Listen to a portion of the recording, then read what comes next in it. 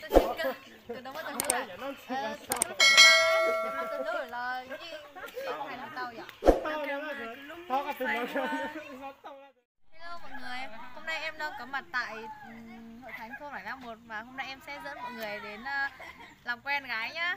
Đi thôi.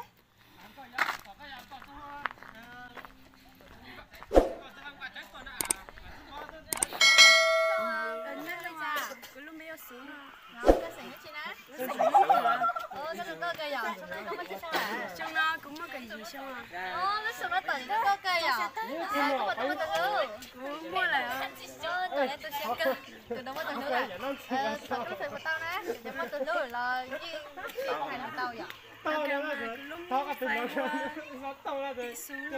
thịt xuống nó đó. Làm sao đó.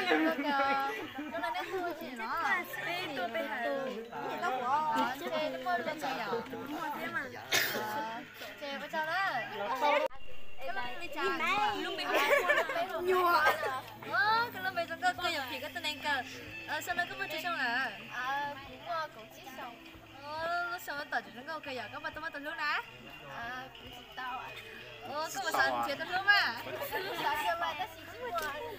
Thì này bây giờ tôi vừa đi sai xe từ đầu một trong câu này. Cả chi tôi thả nó đi ra để chỉ có tôi nước trong câu cần đó. Xe nó cũng rồi á.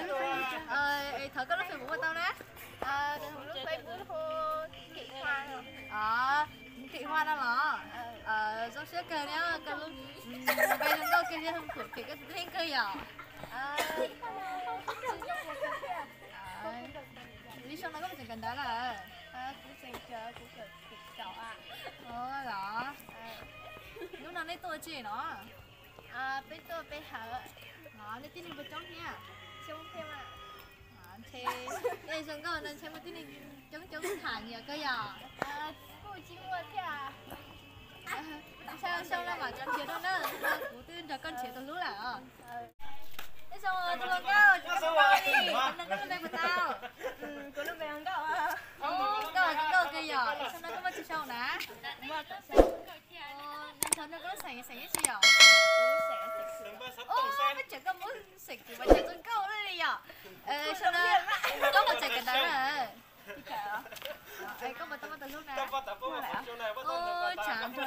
Bây giờ tôi sẽ lo tụi mình có đang có cây để xử lý một tấm lúc này à?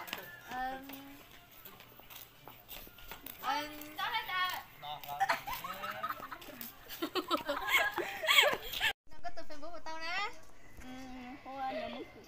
Nhiều mốt cười đó là. Bây giờ tôi như giờ nhưng mà tôi nhớ là chú đi trà với chỉnh cho đi thả tao vậy. Ít lúc này cũng đi hành lùi cũng xếp lá muốn nhẹ đấy. Chị mua. Thật ổn là chưa nhẹ là chị không có chỉnh nhở. Chưa đi trà. Ít là cái mỏng ở thật tây chưa trà.